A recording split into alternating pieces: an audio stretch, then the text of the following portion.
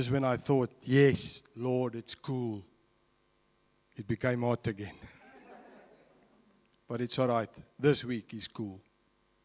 This week is cool. What a privilege sharing the word, and we are busy with a new series. And the title of the message is Who Am I? And last week in Afrikaans, I just laid a foundation, or we just started, and I just want to recap. But before we do that, our theme for 2025, which the Lord put on our hearts, is knowing God. In Afrikaans, om God te ken. Philippians 3:10, Amplified Classic says, Paul says, I'm just going to read the first part, for my determined purpose is that I may know Him, that I may progressively become more deeply and intimately acquainted with Him. Just there. You did press record, ne? Okay, awesome. So this is Paul speaking, and Paul saying, I want to know Him. May this be your motto, your focus, your mission for this year. And we started last week, and it's going to be an exciting journey. I can just see it. Just a quick recap. Our identity is never determined by what is or was said about us by anyone, including ourselves.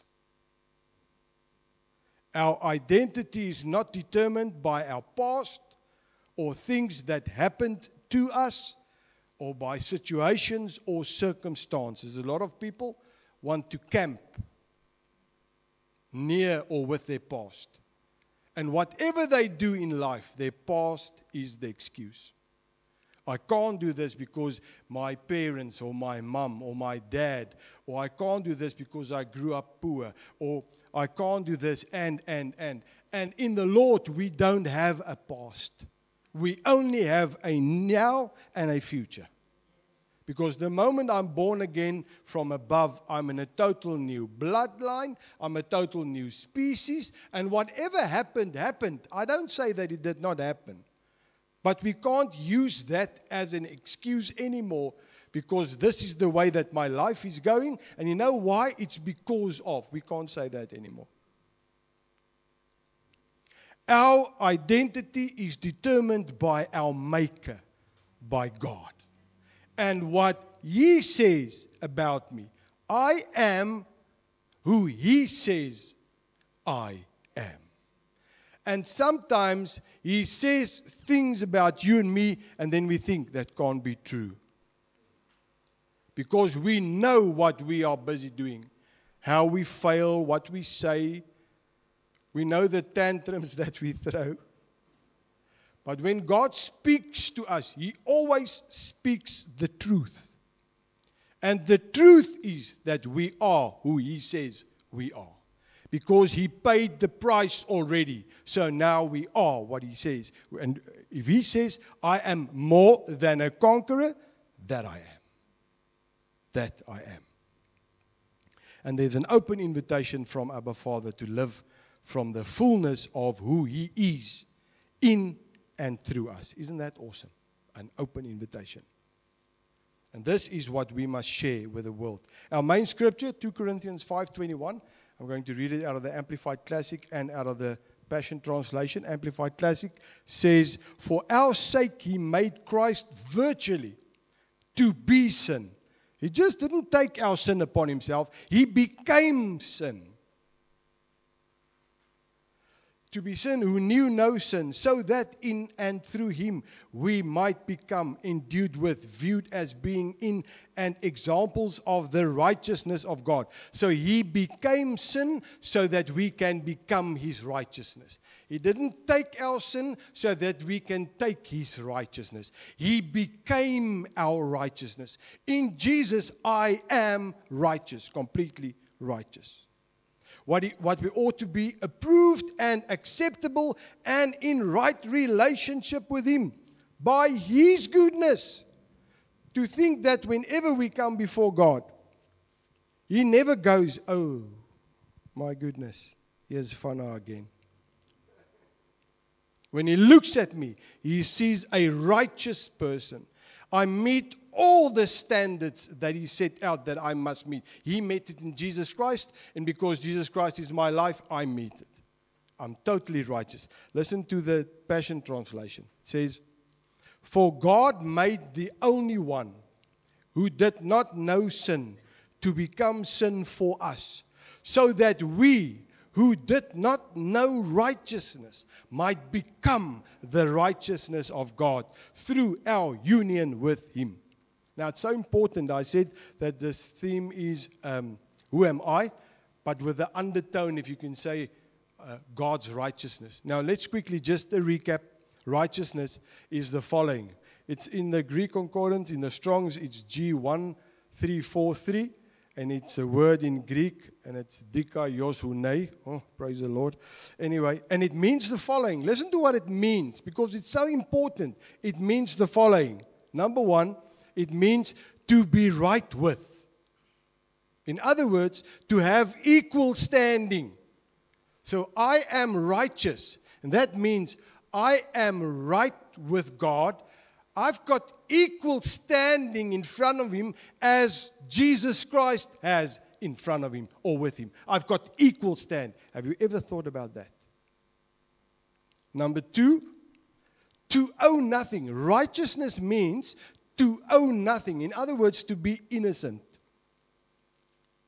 So when I stand before Him, I stand innocent. And then number three, and this is great, it is to meet the expected standard. God's got a standard, and no one can meet it out of their own. You can only meet it if Christ Jesus is your life. If you are in Him and He is in you, you meet the expected standard of God. And then last week we did an exercise, and I'm just going to share the steps again, because you can do this every single day in your life with anything and everything when you come before the Lord. Jamie Winship calls it truth tell, mind change, and form change in every situation. In Christian terms, we call it confession, repentance, and transformation. One, confession is to tell the truth. So when I come before the Lord and I confess, then I tell the truth. Lord, I'm in this situation, but I'm fearful. I'm afraid I'm afraid because I don't want to fail. Lord, I'm afraid of the future because will I be able to support my family? Lord, and you come in truth, because the truth sets you free. You can't come to God and say one thing and mean another. He knows us. He created us. He knows what is in our hearts. So we need, in confession, to absolutely tell the truth. If you want to hear the voice of God, you need to still all other voices so you could hear His voice. And one of the voices that comes against us is the accuser. You're not good enough. You will never be able to make it. You don't meet up to His standards or whatever. I don't care.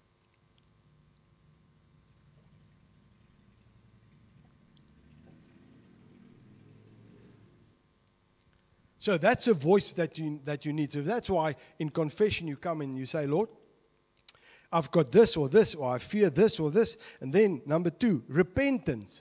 And repentance, confession is not I am sorry, and repentance is I'm really sorry. That's not what repentance is. But we had it that way. We confess. We had it. I came out of sessions where we confessed and repented. Repent. Here, sorry, I'm a sinner. Ek is sondaar. Here, gaan dit nie maak, and it's good and it's wonderful. If it's sincere, it's great. But we had the sessions, and so confession is sorry and repentance is really sorry. And that's not what it is. Repentance is to change your mind, to turn around and to go in the opposite direction. That's what the word repentance means. So confession is I speak to God. Repentance is God speaks to me. In other words, because now I have a look at the word and I say, Lord, I'm fearful. What does the word say? The word says, He hasn't given us a spirit of fear. You let him speak to you. You listen to what he says, and now you take what he says. You repent. You change your mind. Lord, I'm no longer fearful. You turn around and you start walking, and then transformation starts to happen. Change comes in. But transformation can only come when we believe and receive what he says about us. Transformation cannot come if we're still holding on to what the past, what happened to us, what somebody said we are, or what we did, and. So, this is the exercise. And just to make it more vivid, because we need that, because we think in pictures, is that see Jesus in front of you. When you have a problem and you come to him, you see Jesus. You've got this picture. There the Lord is standing. And whatever is the thing that's bothering you, you write it down on a piece of paper. See yourself writing it down. Lord, I'm fearful of my future. I am fearful I won't make it. I am fearful that I'm not a good father. I'm fearful that I'm not a good husband. Whatever it is, you write it down. Then you take this piece of paper and see how you give it to Jesus. You see how you give it to Jesus. Now Jesus takes it. And the moment he takes it, you no longer have it. You have no power over it. It's not with you anymore. You can't do a thing or say a thing about it because Jesus took it. And then see how he either tears it up or burns it or throws it away. So now it's gone. Whatever the fear was, he took it, you wrote it, he took it, and he dispersed of it. It's gone now. And now with this fear being gone, in that moment, you say, Lord, what do you say about me in this situation? And then he says, never ever be fearful, because I will never leave or never forsake you. And now you take hold of that, you make it yours, and you start walking in that. Now you've got a transformed life. Why? I'm not fearful anymore. And when this fear thing wants to creep up, I say, no, this is not my identity. My identity is hidden in Christ Jesus. And he's the one who supplies all my needs. I gave this fear to him. I'm no longer going to try to handle it or whatever it is. It belongs to him. It is gone. And you walk in that. And this is practical Christian walk with the Lord every single day. Every single day. But let's continue. Where do we get our identity? We get our identity from God. So vir stukke mense. Ag moeder. Ma, moenie worry nie, gaan ek sê. We get our identity from God.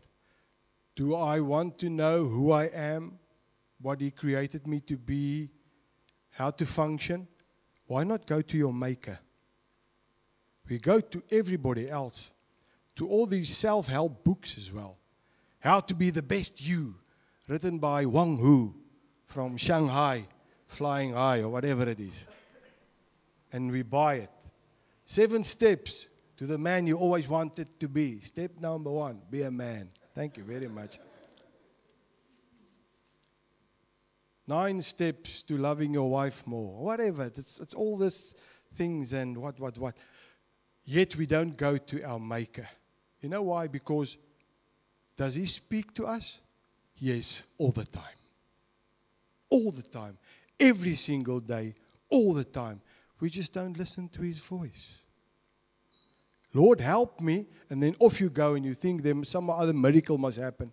And like I said in the beginning, the moment you say, Lord, help me, you must be attentive to his voice. It can be a song that comes on the radio and all of a sudden words stand out and he's speaking to your heart. Somebody sends you a WhatsApp.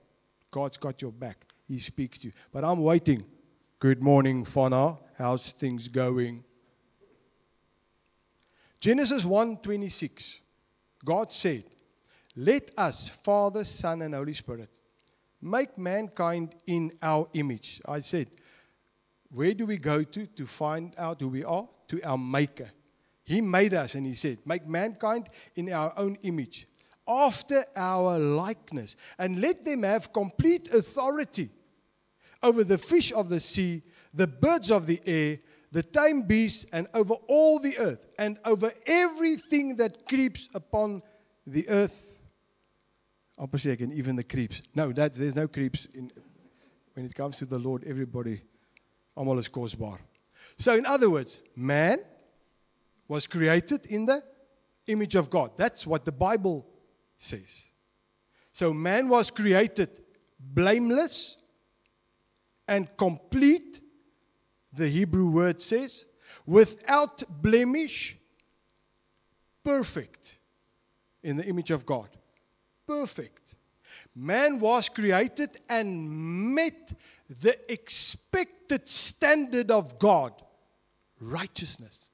We were created righteous right from the beginning. We met the standard, everything was sorted. And God had a plan for us. And His plan was to bless us. He wanted us to be fruitful and multiply. And He wanted us to rule over the earth and everything on it. Right from the start, His plan was to bless us. His plan was He wanted us to be fruitful and multiply. His plan was He wanted us to rule over the earth and everything on it. That was His plan. But then sin crept in. What does sin mean? To miss the mark. That's what sin means. Sin is not swearing and drinking and having all kinds of stuff, doing all kinds. That's all the fruit of sin. You can go and read it in Galatians. That's the fruit of sin. Because the moment you start hitting the mark, you won't do things that's not the will and the heart of God. So, now sin crept in. They missed the mark. And they got trapped in a lie that eating from the tree of knowledge of good and evil will make them to become like God. But yet, we just read that man was created in the image and in the likeness of God. Now he comes and he says, did God say? And because of the lie that they believed, let's quickly read Genesis 3:5. Genesis 3:5, Amplified Classic. For God knows that in the day you eat of it, your eyes will be opened and you will be like God, knowing the difference between good and evil and blessing and calamity. But they were already created in the image and in the likeness of God. So they missed the mark, sin, they missed the mark, and now they lived outside of the dream and the plan God had for them. Because they missed the mark, now they lived outside the dream and the plan God had for them. What happened? They lost their identity. Who am I? If they knew their identity, really knew it, then they would have said, we are like God. We don't need to eat of any tree to be like Him. But they lost their identity. And all of a sudden, what's the next thing that came in? Fear. Any person that does not know their identity is fearful. You can go think about it. You can go study it. You can have a look at your life, at other people's life. The moment I know who I am, you can say anything to me. I know who I am. It doesn't bother me. So if you come to me and you say, you are not a Harmse, I laugh at you. Because I am a Harmse. I've got a birth certificate to prove it. It says Frans, Stephanus, Johannes, Harmse. It says that. I've got all that. I'm from that, hoe sê mens generasie, né? Generation, where all the names, it's not like today, Annemey. It's like Frans, Stephanus, Johannes, and if they could, Petrus Padda after that, but luckily they stopped at Johannes. And if you don't believe me, I'll give you my dad's number. He's still alive. Well, he's on holiday in Grootbrak at the moment, or Kleinbrak, one of the Braks. You can phone him and you can ask him if I'm a Harmse and if I'm his son. Because I know who I am. You can say, no, but you're actually a Van Schalkwyk. And then I say, nee, ek het Van Schalkwyk bloed in my. I've got Van Schalkwyk blood in me because my mom is a Van Schalkwyk, but I'm a Harmse. So if I'm a child of God, no matter what happens to me, I should not be bothered. Because I'm a child of God, born from above, born from incorruptible seed, and nothing can move me. Yet everything moves me. And anything moves me. The smallest thing. You just look at me. I wonder why they're looking at me like that. In the meantime, they had a bad pillow and their neck is stiff and sy kyk maar net so en jy dink, o, Here, help.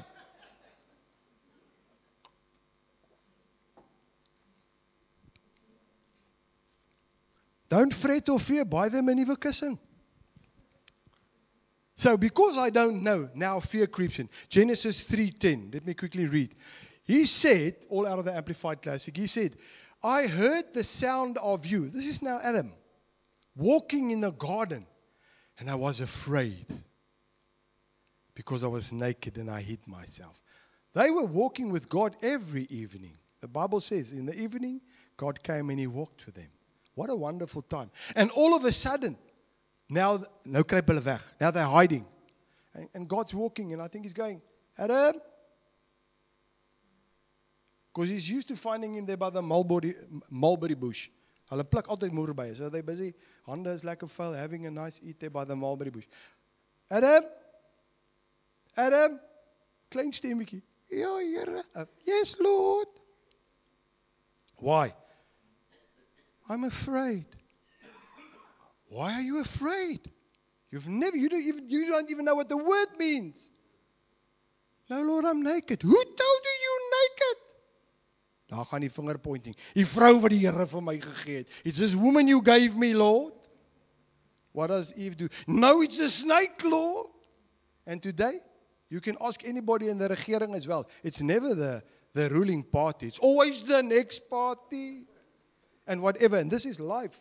Life. Your children, have you seen your children when they did something wrong? It wasn't me, Dad. It wasn't me, just follow my eyes. And we play this blame game. It's the number one problem in the world because of a lack of identity. Fear rules and reigns. You can go think about it. If you sit still, it comes down to, who am I? And because of fear, everything we do has got an agenda. Because the best mechanism or method to protect myself as om aan te val is to attack. Because by attacking, I get you away from my weakness and So I'm always in the defense. Why? Because I don't know what my identity is, and because of fear. And now the clever guys, these are the guys with the white jackets. They've got no hair, it's like me, thick glasses. And they studied for years and years. They say what happens is when fear creeps in, we start living or acting out of our reptilian brain. You can go and Google it, reptilian brain. Every person has got one. In other words, what happens there? It's either fight or flight or freeze.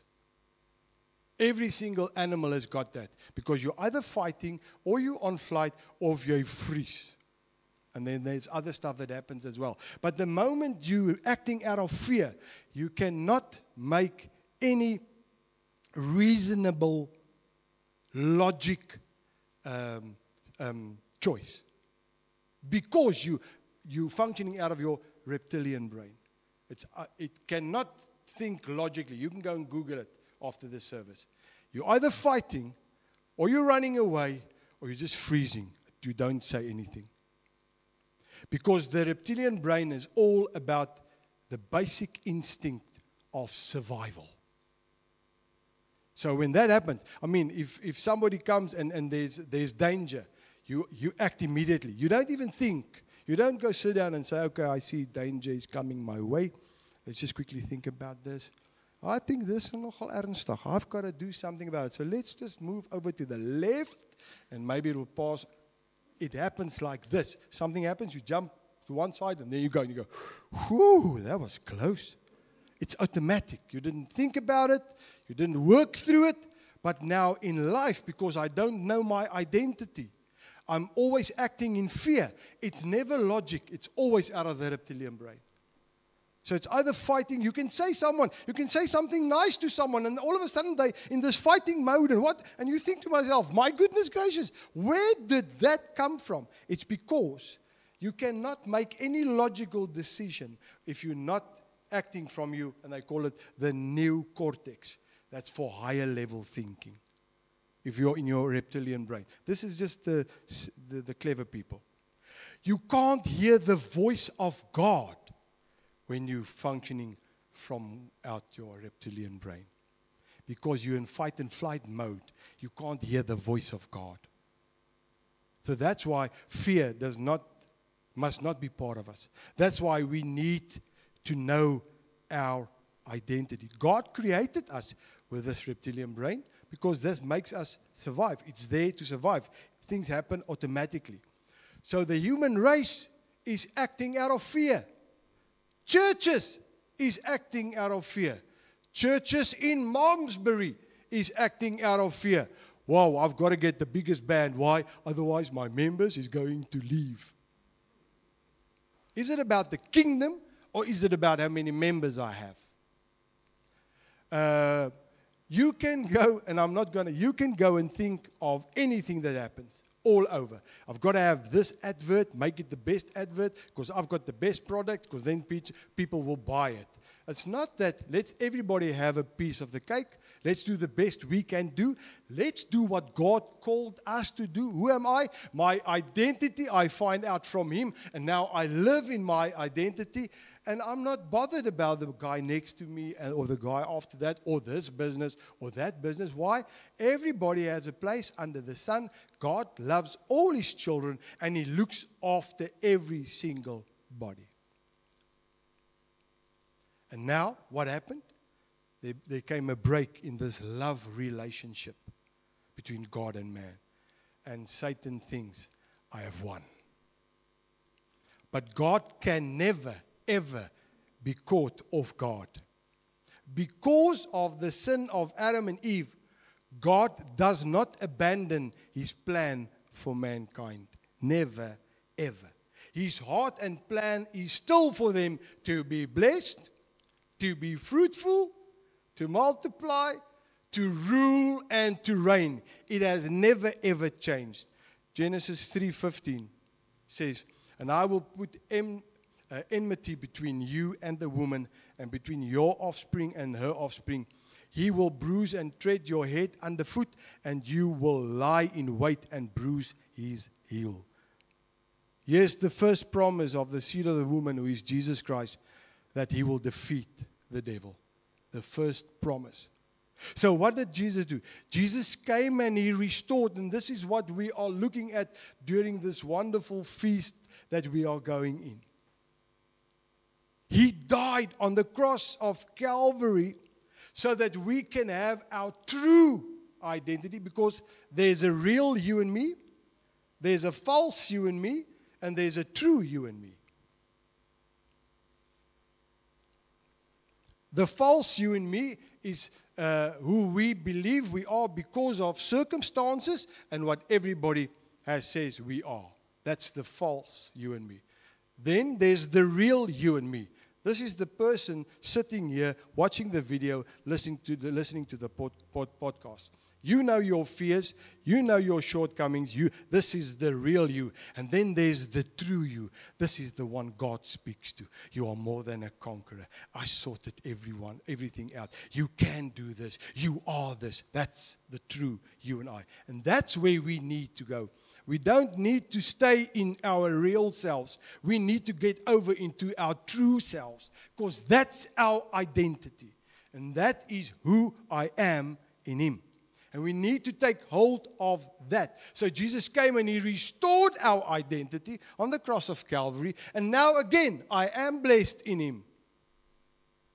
In Him, I am blessed. In Him, I can rule and reign. In Him, I can be fruitful. It speaks of intimacy. I can have an intimate relationship with Him. So what do? I find out from Him. I go to Him in my quiet time. And I say, Lord, the day that you created me, you've got a plan for me. The graveyard is the place with the most potential on the face of the earth. Because there lies people who should have become a lawyer or a. You speak to people and they say, I wish I had more time because I just wanted to do this. I wanted to become this. Let's never get there. And if you're old and grey like me and you've got no hair and you're getting older, it's never ever too late to change and say, Lord, the days that I have left, heerlikheid, ek gaan hulle lewe. The angels is going to say in the morning when I wake up, oh my goodness, he's awake. He's awake. We find our identity in and from him, our maker. We get quiet before him and say, Lord, because he calls you something. God's got a name for you. He's got a name for you. Because a name is the promise of content. So if I say glass, you immediately know a glass is something that can contain something, either cold drink, water, whatever. Cup, whatever you can. Car, you know, you can drive. So a name is a promise of content. God calls you by name. And the moment you find out what he calls you is the moment you start living in what he called you to be. So if he says that you are a peacemaker of nations, and that's what he calls you, and you get quiet before him and you hear that, then you can have a look at your life and then you see, my goodness gracious me. That's why I'm always trying to make peace wherever I go. Because God called you that. And the moment we know that, we can start acting in that. And your whole life is who he called you to be. But because I don't know who I am, I let somebody else tell me, I'm either stupid or I won't make it or I'll mount to nothing. That is what they say about me. Now I live accordingly. Fana, can you do something? Nee, ek's te dom. I can never do that. No, I can only do this. I'm ending because I want to go over to the communion. Our righteousness is of utmost importance because we meet the standard that God set out. So I've got some work for you and for me, homework, in the sense that we go before God and we say, God, the day you created me, you called me to be somebody. I'm not here just because. You called me by name and you've got a name for me. Like this Jamie Winship, God calls him a militant peacemaker. And his function is the untier of knots. And now you can go to his children and ask his children and his wife, what does your dad do? What is his characteristic in the family? Then his children and his wife tells you he is an untier of knots. He always unties any situation in the house. And all of a sudden it makes sense because that's his function. That's what God says he is. And a militant peacemaker, then you see that's why he ended up 5 years with the police and then over 30 years in the CIA. Resolving conflict in the Middle East. Because that's what God called him to be. So now he lives that. Now his vocation is not what God called him to be. You can be what God called you to be in your vocation. So he was a policeman, and in being a policeman, he untied knots in difficult situations, and he brought peace in situations where he came into. Because he said, Lord, I never want to be a police officer that just goes into a situation and then we arrest people because the next time we'll have to go back to that house. I want to be the guy who walks in there and who brings peace and reconciliation and sort out things so that we don't have to go back to that house again. So the moment you know who you are, you start acting in life and say, I'm this guy, I'm this guy, I'm this person, I'm this woman. This is who God says. Where do you find out? From God. You won't get it in a book. We can help you, but you need to hear his voice. And that's why you go quiet before him. You write on a piece of paper, Lord, I don't know who I am. I'm fearful of this. The fact that I don't have my true identity. Give it to him. See what he does about it. Ask him, what do you say about it? And then when he says something, when you hear something, write it down immediately. Don't think about it. Nooit, dit kan nooit wees nie. Because then you ask him, Lord, what do you say about me? And he says, jy's my oogappel. You the apple of my eye. Who me? Never, Lord, heerlikheid. Ken jy die arms is? You. We're a villa crowd, Lord. Now you start reasoning and now it goes out by the window. No, take what he says. You asked him. You gave everything to him. So then what he says, by either the word or an idea that came to your mind or something that you just hear in your spirit, you are my beloved. Take it. Because that's the true you. And then you start on this journey, and one of these days, you hear he calls you this and this, and you think, this is why wherever I go, this is what happens. Now you can come boldly into any situation. You know, my true identity is of God. It doesn't say we won't make mistakes. We will make mistakes. We are human. He's God and we are human, but we've got him. There's no excuse anymore. It's no longer an excuse. Lord, I'm only human. No.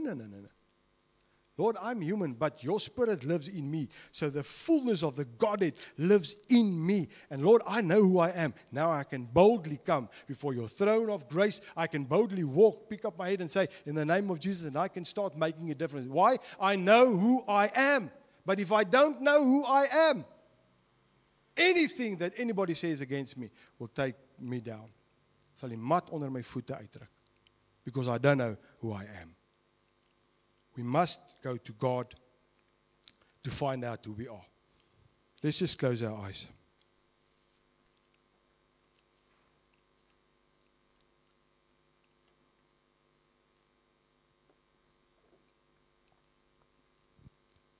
Father, thank you for making us so fearfully and wonderfully.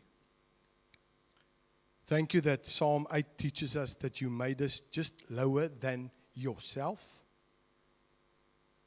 Thank you that we are who you say we are, not what we say or who we say or what circumstances dictate or what our parents said about us or what other people says about us or what the teacher said about us. It doesn't matter. We are who you say we are. And we find that in your word. You speak to us through your word. But we need to start believing this.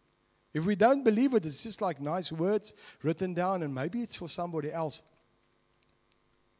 You wrote it down for me. And I need to come before you and ask you, Lord, you are my maker. You know exactly how you made me and for what you made me. I'm here for a purpose. I've got a destiny. Who am I, Lord? And then, Holy Spirit, that we will be quiet and listen to your voice and adhere to your voice and write down what you said and believe what you said.